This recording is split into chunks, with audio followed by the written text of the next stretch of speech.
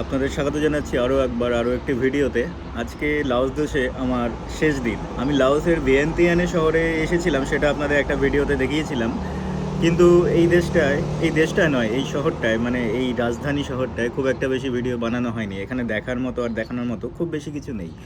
আর এখানে আসার উদ্দেশ্যও আমার এই জায়গাটা ঘোরার জন্য ছিল না, অন্য একটা কাজে এসেছিলাম, সেটা মিটে গেছে। তো আমি এখান থেকে বেরিয়ে যাচ্ছি আজকে। এখন বসে রয়েছি আমার হোস্টেলে, খুব শান্তশিষ্ট পরিবেশ। হোস্টেলটার নাম হলো মুলাও হোস্টেল। আর এখান থেকে আজকে বেরিয়ে যাবো দুপুরবেলা। এখানে আমাকে গাড়ি নিতে আসবে, গাড়ি করে চলে যাব বাস স্টেশনে, আর বাস ধরে তারপর পৌঁছে যাব আবার থাইল্যান্ডের ব্যাংকক যাচ্ছি। ব্যাংকক থেকে সেখানে থাইল্যান্ডে চেষ্টা করবো আরও একটু ঘুরে দেখার, আর তারপর দেখবো সেখান থেকে কোন দেশে যাওয়া যায়। এই হলো আমার হোস্টেলের এরিয়া। আশেপাশের এরিয়াটা এই ধরনের। রাজধানী শহর, যে কোনো দেশের রাজধানী যেমন দেখতে হয় ঠিক তেমনি। আশেপাশে আরও অনেক হোটেল হোস্টেল রয়েছে, কিন্তু এখানে জায়গাটা বেশ শান্তশিষ্ট, খুব একটা কোলাহল নেই এখানে। তো এই ছিল আমার হোস্টেল। এখন চেক আউট করে নিয়েছি, আর এই আমার ব্যাগ, ছোট্ট ব্যাগ, আর এই জলের বোতল আর কিছু খাবার দাবার রয়েছে এখানে রেখে দিলাম এই র্যাকটাতে। দুপুর 12টা বাজে, আর এখন একটু বাইরে ঘুরতে বেরোই। 3টের সময় এসে ব্যাগ নিয়ে বেরিয়ে যাব। এখান থেকেই আমাকে গাড়ি আসবে আমাকে পিক আপ করতে। হ্যালো। তো এই হলো রিসেপশন, আমার হোস্টেলের রিসেপশন, মুলাও হোস্টেল। আর এখানে বসে খাওয়া দাওয়া করার জায়গা রয়েছে। ওপর তলাতে রয়েছে ক্যাফে আর ব্রেকফাস্টের জায়গা। জায়গাটা সুন্দর, বেশ শান্তশিষ্ট জায়গা। তবে ব্যাপার হলো গাড়ির খুব আওয়াজ। তবে ব্যাপার হলো এখন তো সকাল নয়, দুপুর 12টা বাজে। 3টে পর্যন্ত ওয়েট করতে হবে আমাকে, কারণ 3টের সময় এখানেই আসবে গাড়ি, ভ্যান আমাকে নিতে, বাস স্টেশন পর্যন্ত নিয়ে যাবে আমাকে। তারপর সেখান থেকে আন্তর্জাতিক বাসে করে আবার থাইল্যান্ডে, দ্বিতীয়বার থাইল্যান্ডে যেতে চলেছি। জায়গাটা কিছুটা এরকম দেখতে। দেখুন এই যে বিল্ডিংটা রয়েছে, এই বিল্ডিংয়ের নয়, এই বিল্ডিংটা, হ্যাঁ এই বিল্ডিংয়েই রয়েছে আমার হোস্টেল, মুলাও হোস্টেল। আর তার পাশে একটা বড় সড়ো যে বিল্ডিংটা দেখতে পাচ্ছেন, ওটা একটা ব্যাংক এখানকার। চলুন হাঁটতে হাঁটতে নদীর ধারে চলে এসেছি। দেখুন জায়গাটা কেমন দেখতে। এখানে ছোটো ছোটো দোকান রয়েছে, আমাদের দেশের মুদির দোকানের মতোই।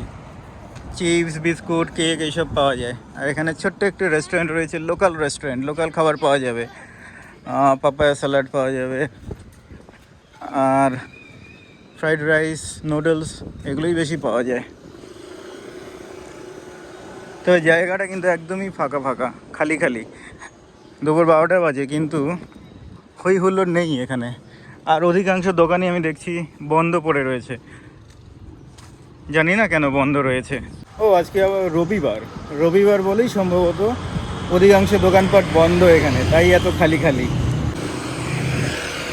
সামনে বড় একটি হোটেল রয়েছে, আমারই হোটেল। এই দেখুন, এই হোটেলটা আপনাদের আমি দেখিয়েছি আগে। আর এই সামনে রয়েছে নদী, মেকং নদী, আর মেকং নদীর ওই পারে রয়েছে থাইল্যান্ড। ভ্যান হুয়াকসাইতে যেমন দেখিয়েছিলাম আপনাদের, এক পাশে লাওস, অন্য পাশে থাইল্যান্ড, ঠিক তেমনি। এই দেখুন সেই আমারই হোটেল। অনেক দেশের পতাকা রয়েছে, ভারতের পতাকা নেই, তার কারণ ভারতীয় ট্যুরিস্টরা এখানে আসেনি না। যেই দেশের ট্যুরিস্টরা আসবেন, পয়সা খরচা করবেন, সেই দেশের পতাকাই তো রাখবে এরা, তাই না? চলুন রাস্তাটা পার করা যাক।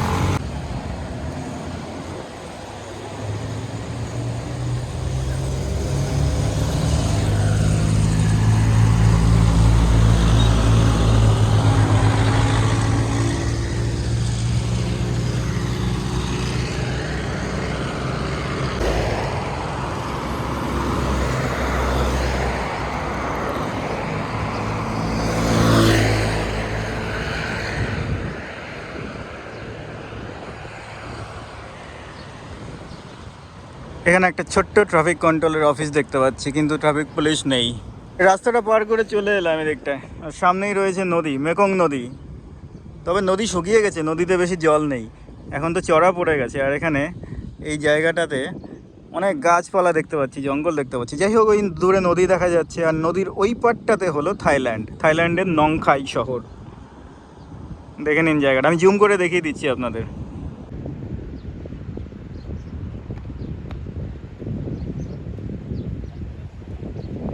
আর এখান থেকে সামনেই কিন্তু নাইট মার্কেট রয়েছে। এখন তো দিনের বেলা, সেই মার্কেট নেই, বসেনি। সন্ধেবেলা এলে পরে একেবারে জমজমাট ব্যাপার হয় এখানে। এই নদীর ধারেই এখানকার ভিয়েন্তিয়ানের নাইট মার্কেটটা বসে।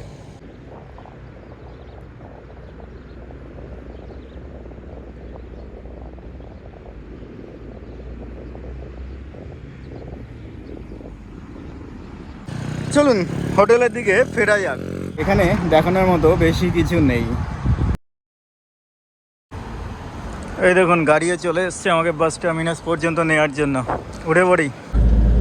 ומישהו שהרגע סיים קורס מפקדים, בחיים שלו לא עשה את זה, ועדיין כאילו... נפלתי גם על קצינים וכאילו... זה עושה הכל. כאילו נפלתי באמת, וזה לא החבר שדפקו אותי תמיד, כאילו, ממש דפקו אותי.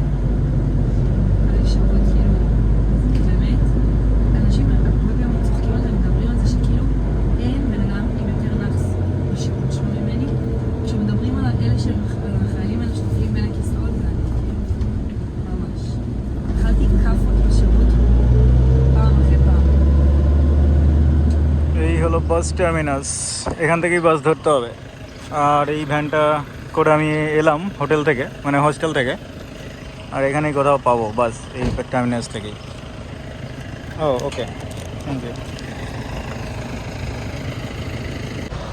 তো ভ্যান থেকে তো নেমে গেছি, এবার বাসটা কোন দিকে, কোথা থেকে পাবো বাস টিকিট জানি না। এগিয়ে যাই। এখানে কাউন্টার রয়েছে, এখানে লাইনে দাঁড়াতে হবে সম্ভবত। অনেকগুলো বাস দাঁড়িয়ে আছে, ছোটো ছোটো বাস। এখানে একটা বড় বাস দেখতে পাচ্ছি, লাও থাই ইন্টারন্যাশনাল বাস। এটাই যাবে সম্ভবত, লেখা আছে ভিয়েন্টাইন টু নংখাই। টিকিট তো পেয়ে গেছি, জিজ্ঞেস করে দেখা যাক। নংখাই তো নদীর ওপারটায়, নংখাই হয়ে তবে ব্যাংকক যাবে হয়তো।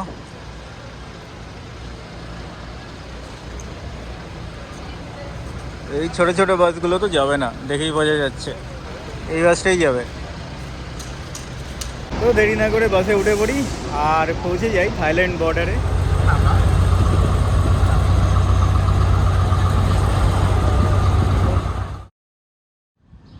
এই দেখুন, এই সামনের বিল্ডিংটা দেখতে পাচ্ছেন, এখানে আমার হোস্টেল রয়েছে। এই হোস্টেলে আমি আবার এসে উঠেছি।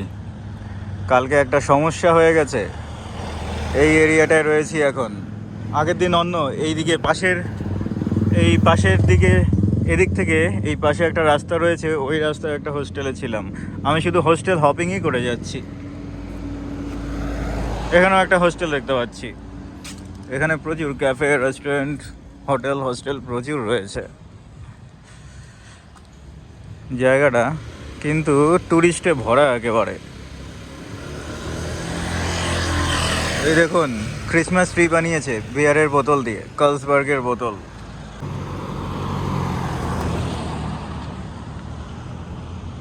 এখানেও আরও অনেকগুলো বার, রেস্টুরেন্ট রয়েছে, হোস্টেলস রয়েছে। এখানে কিন্তু হোটেলের সংখ্যা কম, হোস্টেলের সংখ্যা বেশি। না, হোটেল রয়েছে, এদিকে হোটেল দেখতে পাচ্ছি অনেকগুলোই, কিন্তু হোস্টেল প্রচুর দেখা যায়। সেং দাও ম্যাসেজ সেন্টার, এখানে একটা ক্যাফে রয়েছে। এখানেও থাই ম্যাসাজ, যদিও এটা থাইল্যান্ড নয়, লাওস, তবে থাই ম্যাসাজ এখানে প্রচুর ম্যাসাজ সেন্টার দেখতে পাওয়া যায়। এগুলো কি অ্যাপার্টমেন্ট নাকি হোটেল বোঝা যাচ্ছে না। তবে এখানকার হোটেলগুলোতে ওনাররা অধিকাংশই চাইনিজ, স্থানীয় খুব কমই রয়েছেন। মেইলবু 22 বার অ্যান্ড ব্রেউস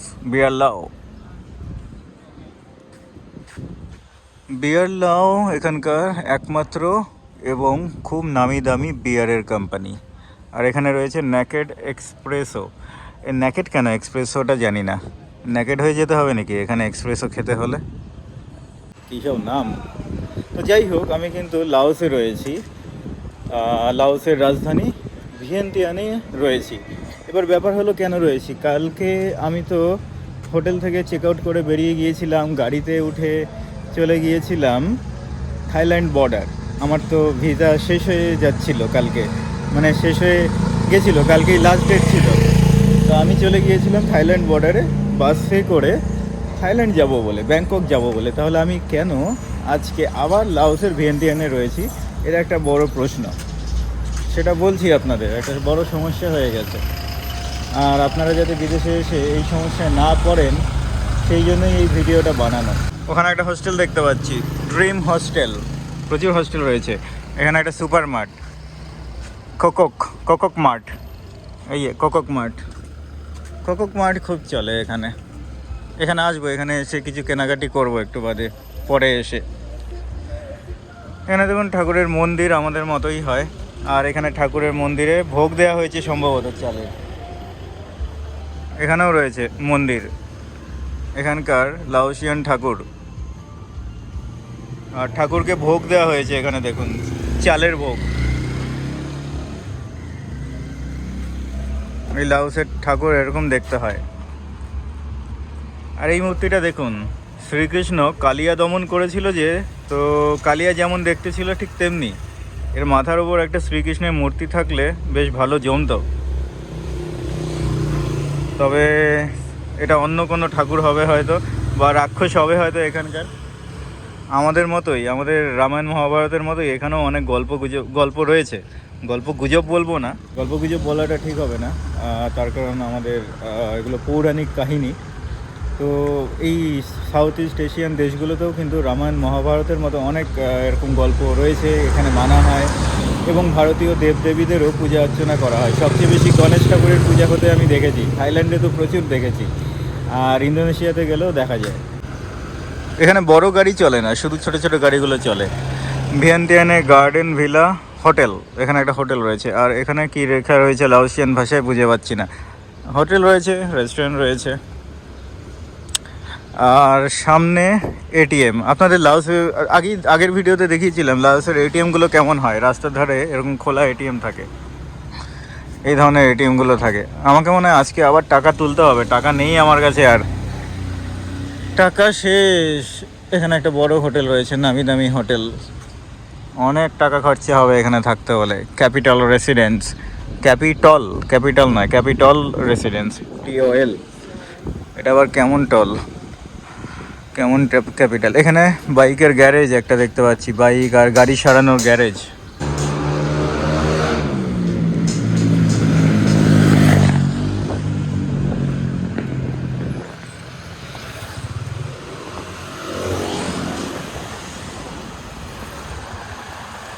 এই লাউসে যারা বাইক চালায় না, মোটরসাইকেল, খুব নয়েজ তৈরি করে, খুব জোরে আওয়াজ করে।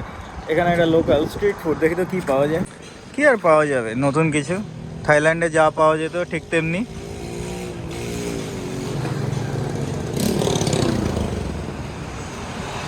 পর্ক পাওয়া যাবে, চিকেন পাওয়া যাবে, সবই কাঠিতে গোজা থাকে। এই যে মাছের মুখের দিক থেকে কাঠিতে গুজে রেখেছে। আর চিকেন রয়েছে, নুডলস রয়েছে, কেক, পাঁপড় টাপড় পাওয়া যায়। আর এখানে গ্রিল হচ্ছে দেখুন, কয়লার আছে। আর ওই কাকিমা বসে রয়েছেন, উনি বিক্রি করেন, ওই যে দেখা যাচ্ছে ওই পেছনে। এখান থেকে কিছু খাবো না, খিদে খুব জোরে পেয়েছে। কাল থেকে কিছু খাওয়া হয়নি। কালকে রাতে শুধু একটা ছোট কেক খেয়েছিলাম, ছোট্ট কেক আর জল খেয়েই আমি ঘুমিয়ে পড়েছি। কালকে মন মেজাজ ভালো ছিল না, কিছু খাওয়া দাওয়া করিনি। আর এখন দুপুর হয়ে গেছে, বেরিয়েছি। সকাল থেকে একটু ব্যস্ত ছিলাম, একটু টেনশনে ছিলাম, বেরিয়েছি। এখন খুব জোরে খিদে পেয়েছে, কিন্তু এখানকার খাবার দাবার আর আমি খেতে পারছি না। এখানে থাইল্যান্ডে তাও খাওয়া যেত, এখানে লাওসের খাবার আর খেতে পারছি না। এখান থেকে আমি অনেকটা দূরে হেঁটে যাব, ওই নদীর পাড়টায় গেলে পরে। আমার আগে ওদিকটায় হোস্টেল ছিল, এখানে তো বেশ কিছুদিন কাটিয়ে দিলাম, 2-3 দিন তো হয়ে গেল। আর এই নিয়ে 2-3টে হোস্টেল চেঞ্জ করে ফেলেছি। তো ওই নদীর পাড়টায় যাই, ওখানে একটা লোকাল রেস্টুরেন্ট রয়েছে। ওই লোকাল রেস্টুরেন্টে গেলে একটু মন মতো খাবার পাওয়া যায়, ভিয়েতনামি স্টাইলে খাবার আমার ভালো লাগে। জানি না ওরা ভিয়েতনামিজ কিনা। ওদিকটায় যাই, একটু হাঁটতে হবে রোদ্দুরে, তবে একটু পছন্দ মতো খাবার তো পাবো। আর দামও কম, এখানে প্রচুর দাম আশেপাশে এই জায়গাটায়। যদিও সামনে একটা স্থানীয় রেস্টুরেন্ট রয়েছে। এই দেখুন, এই জায়গাটা দেখিয়ে দিই। ওদিকটা দিয়ে হেঁটে এলাম, ওদিকটা দিয়ে আমি রয়েছি কোথাও। এখানে একটা পেট্রোল পাম্প, আর এই রাস্তাটা চলে গেছে এদিকটায়। এখানে রয়েছে বিখ্যাত 5 star hotel, holiday in sweets. সব দেশেই দেখা যায়, সব উন্নত দেশে। আর এই সামনে যে রাস্তাটা চলে গেছে না, এই রাস্তাটা দিয়ে অনেকটা হেঁটে গেলে প্রায় 7-8 মিনিট হাঁটতে হবে। হাঁটলে পরে আরও একটা বড় রাস্তা পাওয়া যাবে। ওই রাস্তার মোড়ে একটা স্থানীয় রেস্টুরেন্ট রয়েছে, সেই স্থানীয় রেস্টুরেন্টে শুধুই নুডল পাওয়া যায়, চিকেন নুডল। দাম একদমই কম, 20,000 টাকায়। 20,000 টাকায় বাটি ভর্তি, 20,000 টাকায় ছোটো বাটি, আর 28,000 টাকায় বড় বাটি। বড় বাটি নয়, ওটা বড় গামলা। ওই গামলায় সুপি নুডল, যেই স্যুপ দেয়, ওই স্যুপ খাওয়ার থেকে ওখানে আমি ডুবে চান করতে পারবো, এতটা পরিমাণ। ছোটো বাটিতেই অনেক থাকে, ছোটো বাটিটাই পরিমাণে অনেক। তো 20,000 টাকার যে সুপি নুডলটা দেয়, অনেক চিকেন দেয়, আর একটু মশলা টশলা মিশিয়ে খেতে খারাপ লাগে না। দুদিন নয়, হ্যাঁ 2 দিন। প্রথম দিন রাতে ওখানে খেয়েছিলাম, আর গতকালকে তো কিছুই খাওয়া হয়নি।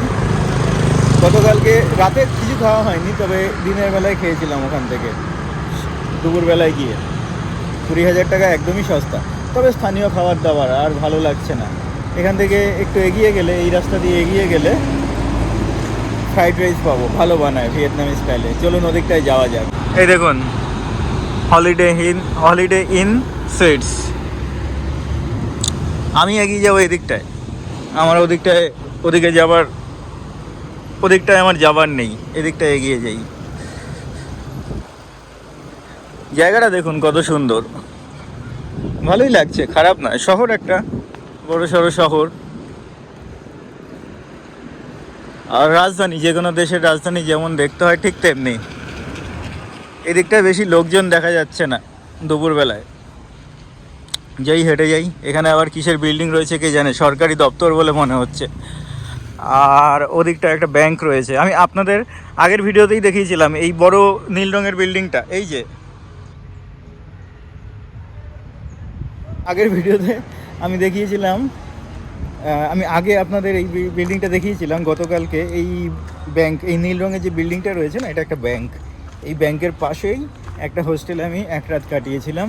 আর সেখান থেকেই আমি আমার থাইল্যান্ডে অর্থাৎ ব্যাংকক যাওয়ার জন্য গাড়িও বুক করেছিলাম। 3200 টাকা নিয়েছিল এখান থেকে, ভিয়েন্তিয়ানে থেকে ব্যাংককের গাড়ির ভাড়া। সেই পুরো টাকাটা জলে গেল। আরও অনেক টাকা আমার লস হলো, প্রায় 12 থেকে 13,000 টাকা একদিনের মধ্যে আমার লস হয়ে গেল। দেখুন জায়গাটা, এটা একটা কি স্কুল? আচ্ছা, এটা হলো একটা স্কুল, খুব সুন্দর স্কুল। এখানে দেখুন, স্কুলে এসি লাগানো আছে, প্রত্যেকটা রুমেই এসি লাগানো আছে স্কুলের।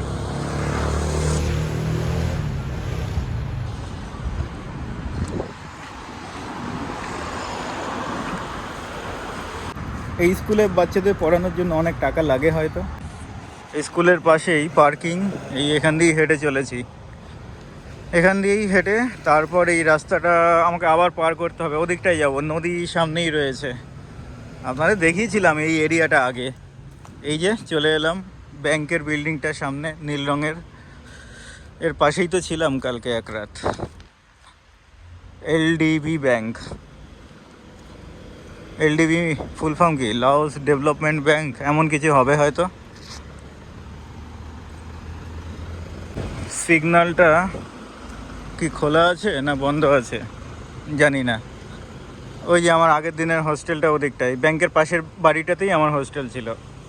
এটা হলো ব্যাংক, এই নীল বাড়িটা। সিগন্যাল খোলা আছে, রাস্তা পার করে এগিয়ে যাই। এই গাড়িগুলো দাঁড়িয়ে আছে।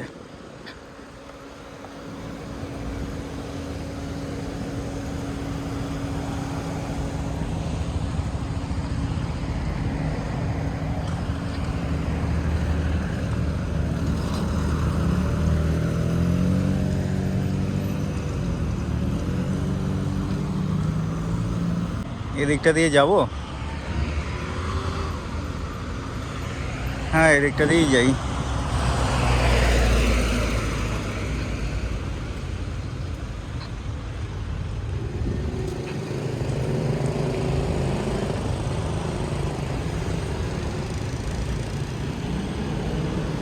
এই সেই বিশাল বাড়িটা, ব্যাংক, এলডিবি ব্যাংক।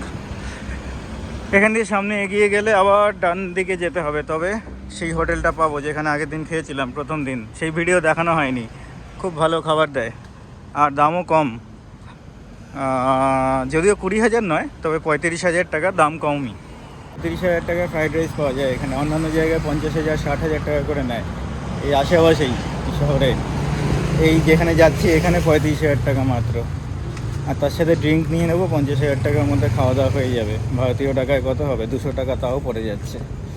এখানে একটা চাইনিজ রেস্টুরেন্ট রয়েছে, চীনের মানুষেরা বা স্থানীয়রা খাওয়া দাওয়া করছে। আমি বুঝে পাচ্ছি না, চাইনিজ খাবার দাবার আর ভালো লাগছে না, একদমই ভালো লাগছে না। যাই হোক, এবার আপনারা হয়তো ভাবছেন যে এত বকবক করছি, এত উল্টোপাল্টা কথা বলছি, আসল কথা তো বলছি না। আমি তো যাচ্ছিলাম ব্যাংককে, তাহলে গাড়িতেও উঠে পড়েছিলাম, সেই দৃশ্য আপনাদের দেখিয়েছি। তাহলে কেন আমি লাওসের ভিয়েন্তিয়াইনে আবার আমি চলে এলাম? কেন চলে এলাম? তার কারণ আমাকে বর্ডার থেকে তাড়িয়ে দিয়েছে, এন্ট্রি দেয়নি আমাকে। এতগুলো টাকা আমার লস হলো, বাসের ভাড়া লস হলো, তারপর হোটেল ভাড়া সব লস হলো। একদিন হোটেল ভাড়া করেছিলাম, হোস্টেল ভাড়া করেছিলাম। বাসের টাকাটা অনেক টাকা, ভারতীয় টাকায় 3200 টাকা পড়েছিল বাস ভাড়া। এখান থেকে অনেক দূর, তাই তো, সেই জন্য এসি বাস ছিল, 3200 টাকা। বর্ডার পর্যন্ত গিয়েছিলাম, তারপর বর্ডারে ইমিগ্রেশন অফিসার আমাকে যেতেই দিল না। খুব ডিসক্রিমিনেশন এই সাউথ ইস্ট এশিয়ান দেশগুলোতে ভারতীয়দের নিয়ে। ইউরোপিয়ান আমেরিকান পাসপোর্ট যাদের আছে তাদের এন্ট্রি দিচ্ছে, থাইল্যান্ডের লোকেদের এন্ট্রি দিচ্ছে, লাওসের লোকেদেরও এন্ট্রি দিচ্ছে। ভারতীয় পাসপোর্ট দেখে আমাকে একটা পাশের অফিসে পাঠিয়ে দিল, এন্ট্রি দিল না। আর আমার পরপর আরও 3 জন ভারতীয় ঢুকেছিল, 3-4 জন। তাদের মধ্যে 2 জনের কাছে কিছু ওয়ার্ক পারমিট কিছু একটা ছিল, হয়তো ওয়ার্ক পারমিট ছিল বলে তাদেরকে বর্ডার পাস করতে দিয়েছে। আমি তো ট্যুরিস্ট, আমার কাছে ওসব কোথা থেকে থাকবে। থাইল্যান্ডে তো ভারতীয়দের ফ্রি এন্ট্রি। আমি 1.5 মাস কাটিয়ে এলাম, 1.5 মাস থাইল্যান্ডে কাটিয়ে এলাম। এত সুন্দর, কোনো ওভারস্টে নেই, কিছু নেই। সব জায়গাতেই কোনো জায়গাতেই, কোনো দেশেই আমার ওভারস্টে নেই। আর এত ভালো ট্রাভেল হিস্ট্রি রয়েছে আমার। অনেক দেশ ঘুরেছি, প্রায় অফিসিয়ালি 17-18টা দেশ হবে, হয়তো 16-17টা দেশ তো ঘুরে ফেলেছি অফিসিয়ালি। আর আনঅফিসিয়ালি তো 20টারও বেশি। আনঅফিসিয়ালি বলতে সেই দেশে নেমেছি, এয়ারপোর্টে নেমেছি, সময় কাটিয়েছি, কিন্তু সেই দেশটা ঘুরিনি, লে ওভার ছিল। ভালো হিস্ট্রি থাকা সত্ত্বেও এন্ট্রি দিল না। আচ্ছা, এই বিষয়টা নিয়ে আপনাদের পরে জানাচ্ছি। রেস্টুরেন্টে চলে এসেছি, কিছু খাওয়া দাওয়া খেয়ে নেওয়া যাক। এই হলো সেই রেস্টুরেন্ট যেখানে আগের দিন এসে খেয়েছিলাম। চা কফি সবই পাওয়া যায়, কোল্ড ড্রিঙ্কস, চা কফি, স্মুদি। হ্যালো। আর ফ্রাইড রাইসও পাওয়া যাবে সম্ভবত। এখানে দেখুন পাঁপড় রয়েছে, কিসের পাঁপড় জানি না। ফল রয়েছে অনেক, ফলের জুস বানিয়ে দেয়। এটা হলো কনডেন্স মিল্ক, এটা দিয়ে কফি বা চা খাওয়া যায়। আর জলও রয়েছে, এসব পরে খাওয়া যাবে। এগুলো কি ভিনিগারে বোধহয় ডুবিয়ে রেখেছে, তেঁতুল, কাঁচা তেঁতুল আর কিছু রয়েছে।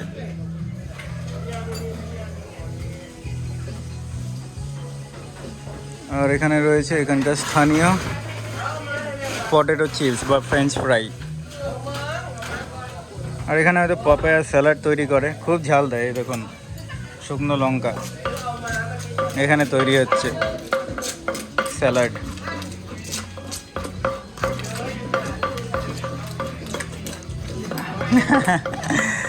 What is this salad? Salad? Papaya? যাক, এখানে বসে কিছু খাওয়া যাক। খাওয়া দাওয়ার খুব সুন্দর এখানে, রান্না বান্না ভালো। দেখি কি খাওয়া যায়। Hello, fried rice.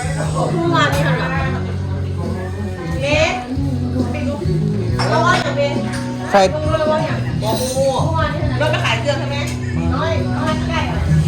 Đây. Hay.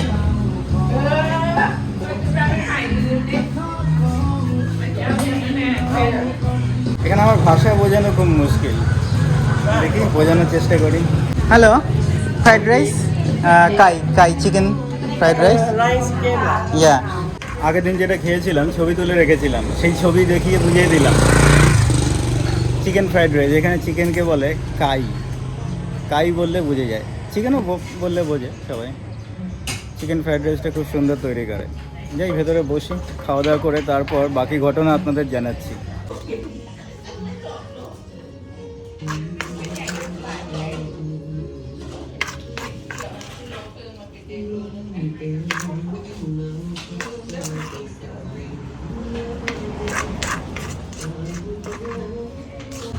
এই স্যুপ দিয়ে গেল আমাকে, এখানে স্যুপ দেওয়া হয় ফ্রাইড রাইসের সাথে। ফ্রাইড রাইস অর্ডার করলে এক বাটি স্যুপ দিয়ে যাবে এরা। এখানে একটা খুব সুন্দর ড্রিঙ্ক পাওয়া যায়, দেখি তো আছে নাকি।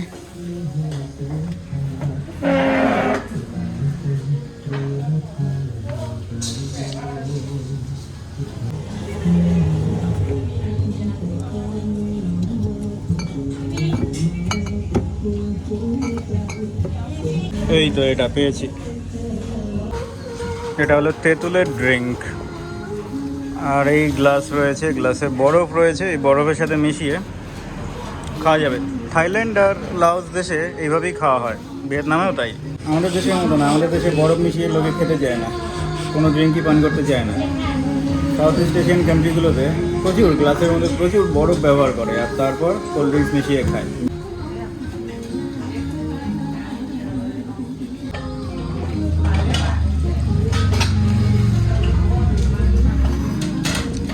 প্লেটে করে কত শাকসবজি দিয়ে গেছে দেখুন, ভিয়েতনামে যেমন দেয়া হতো ঠিক তেমনি।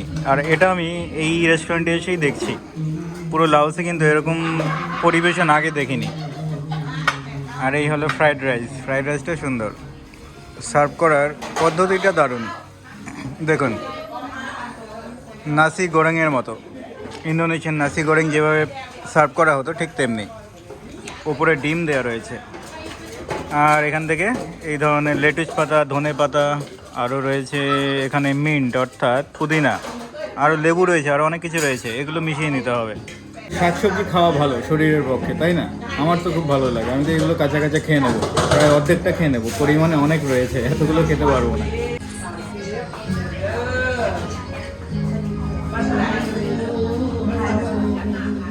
তো খাওয়া দাওয়া কমপ্লিট করে বেরিয়ে গেছি, হাতে এই কোল্ড ড্রিঙ্কস নিয়ে, তেঁতুলের কোল্ড ড্রিঙ্কস, এটা তেঁতুল ড্রিঙ্ক, টারমারিন ড্রিঙ্ক, খেতে দারুণ। মালয়েশিয়াতে প্রথমবার খেয়েছিলাম, তারপর এখানে এসে বেশ কয়েকবার খেয়েছি। আর এখানে সার্ভিং স্টাইলটাও ভালো, বরফে বেশ বোতল কিনলে পরে এখান থেকে একটা বোতল যদি কেনেন আপনাকে কিন্তু গ্লাস, বরফ, স্ট্র সবই দিয়ে দেবে। দারুণ খেতে, টক মিষ্টি। কিন্তু যাই হোক, যেই গল্পটা বলছিলাম, কালকে বাস বুক করে 3200 টাকা দিয়ে, 3200 ভারতীয় টাকা দিয়ে বাস বুক করে থাইল্যান্ডের উদ্দেশ্যে রওনা হয়েছিলাম, ঢুকতে দিল না। অন্যান্য দেশ সাদা চামড়ার মানুষদেরকে জাস্ট পাসপোর্টে স্ট্যাম্প মেরে দিচ্ছে আর এন্ট্রি, কোনো প্রশ্ন নেই, কিছু নেই। আর ভারতীয় দেখে কোনো প্রশ্ন না, বললো যাও সাইডের অফিসে যাও, ওখানে গিয়ে স্ট্যাম্প হবে। ভেতরে অফিসে গেলাম, বসিয়ে রাখলো প্রায় ঘন্টাখানেক, কোনো কথা না বলে। জিজ্ঞেস করলাম যে বাস ছেড়ে দেবে, বাস অপেক্ষা করছিল, কোনো উত্তর নেই, শুধু বলছে সিট ডাউন। 1 ঘন্টা বাদে একজন অফিসার, তাও উনি ডাকলেন না, আমি নিজে থেকেই গেলাম ভেতরে। উনি বললেন গো ব্যাক। আমি জিজ্ঞেস করলাম কেন? বললো না, এখান থেকে এন্ট্রি হবে না, ফ্লাইট নিয়ে যাও। কিন্তু আমি ওনাকে বললাম যে এমন তো কোনো নিয়ম নেই, যেহেতু এন্ট্রি রয়েছে ভারতীয়দের জন্য, ভিসা ফ্রি, আমি যে কোনোভাবেই যেতে পারি। আমি ফ্লাইটে যাই অথবা ল্যান্ড পোর্টে যাই, যে কোনো ল্যান্ড পোর্টেও এন্ট্রি রয়েছে সবার জন্যই, যাদের জন্য ভিসা রয়েছে, ভিসা ফ্রি এন্ট্রি সবার জন্যই রয়েছে। আমার জন্য শুধুমাত্র এন্ট্রি নেই, আর ইউরোপিয়ানদের জন্য রয়েছে, আমেরিকানদের জন্য রয়েছে, তাদেরকে যেতে দিচ্ছে কোনো প্রশ্ন না করে, সাদা চামড়াদের যেতে দিচ্ছে, আর ভারতীয় বলে আমায় যেতে দিল না। এই ধরনের ডিসক্রিমিনেশন আমার সাথে হবে আমি ভাবতে পারিনি। শুনেছিলাম কম্বোডিয়ার বর্ডারে নাকি এরকম হয়, প্রচুর হয়, সেই কারণে কম্বোডিয়া যাওয়ার আমার কোনো ইচ্ছেও নেই, ছিলও না। কিন্তু শেষমেশ আমার সাথে থাইল্যান্ডে এটা হবে বুঝতে পারিনি। থাইল্যান্ডে, হ্যাঁ, থাইল্যান্ডের মানুষেরা ভারতীয়দের ডিসক্রিমিনেট করছে? ওদের যোগ্যতা কী আছে? যদিও কারেন্সির ভ্যালু ভারত থেকে অনেকটা বেশি, প্রায় 2.5 গুণ, তবুও ছোটো একটা দেশ, এমন কি রয়েছে? হ্যাঁ, শক্তির দিক থেকে, ক্ষমতার দিক থেকেই যদি দেখা যায়, এত শক্তিশালী একটা উন্নত দেশ ভারত, ডেভেলপিং কান্ট্রি, বিশ্বের মধ্যে সবচেয়ে শক্তিশালী যত দেশগুলো রয়েছে তার মধ্যে ভারত পড়ে। আর তাদের সেই ভারতীয় নাগরিককে, ভারতীয় পাসপোর্ট হোল্ডারকে আমেরিকা, ইউরোপরা তাচ্ছিল্য করছে, ঠিক আছে, কিন্তু থাইল্যান্ডে, তাও আবার এত ভালো ট্রাভেল হিস্ট্রি থাকা সত্ত্বে। আমার তো ট্রাভেল হিস্ট্রি অনেক ভালো, অনেক দেশে ঘুরেছি, কোনো দেশে ওভারস্টেও নেই। আর এমন নয় যে প্রথমবার যাচ্ছি, থাইল্যান্ডে আমি আগেও ঘুরে এসেছি, 45 দিন ছিলাম এই লাওসের আগে। এটা মেনে নিতে পারছি না আমি। আর যাই হোক, মেনে না নিলেও কি, মেনে নিতেই হবে, যা হয়েছে হয়েছে। এবার কিন্তু এখন হচ্ছে আমার তো ভিসা শেষ হয়ে গেছে, এই দেশে আমি এখন ভিসা ছাড়া রয়েছি। এই বর্তমানে আমি এখন রয়েছি ভিসা ছাড়া, ওভারস্টে করছি, মানে এক প্রকার ইল্লিগালি রয়েছি। এরকম পরিস্থিতি হবে বুঝতে পারিনি। ভিসা যতদিন ছিল ততদিন লিগালি ছিলাম, এখন তো ভিসাও শেষ, গতকালকে শেষ হয়ে গেছে।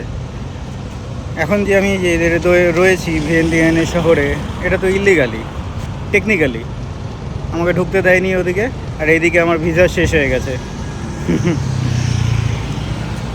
এখন কি করব বুঝে পাচ্ছি না, দেখা যাক কি করা যায়। এম্বাসিতে গিয়ে আবার ভিসা এক্সটেনশন করাতে হবে নাকি কি করব? যাই হোক, ভিডিওটা এখানেই শেষ করছি আজকের মতো। আর যেটা ডিসিশন নেওয়া, কী করব আমি জানি না, তবে আগামী ভিডিওতে অবশ্যই জানতে পারবেন। আর তার জন্য অবশ্যই চ্যানেলটাকে সাবস্ক্রাইব করে রাখুন, আর ভিডিওটাকে একটু লাইক, শেয়ার আর কমেন্ট করে একটু রিচটা বাড়িয়ে দিন না। অনেক তো হলো, অনেক দিন ধরে ভিডিও বানাচ্ছি, 2 বছর হয়ে গেল, ভিউ তেমন আসছে না। আপনাদের কাছে একটা ছোট্ট অনুরোধ রইল, ভিডিওতে প্রথমবার ভিডিও দেখে থাকলে একটু সাবস্ক্রাইব করুন, আর লাইক, শেয়ার, কমেন্ট একটু করে রিচটা বাড়িয়ে দিন। ধন্যবাদ, দেখা হবে পরবর্তী ভিডিওতে।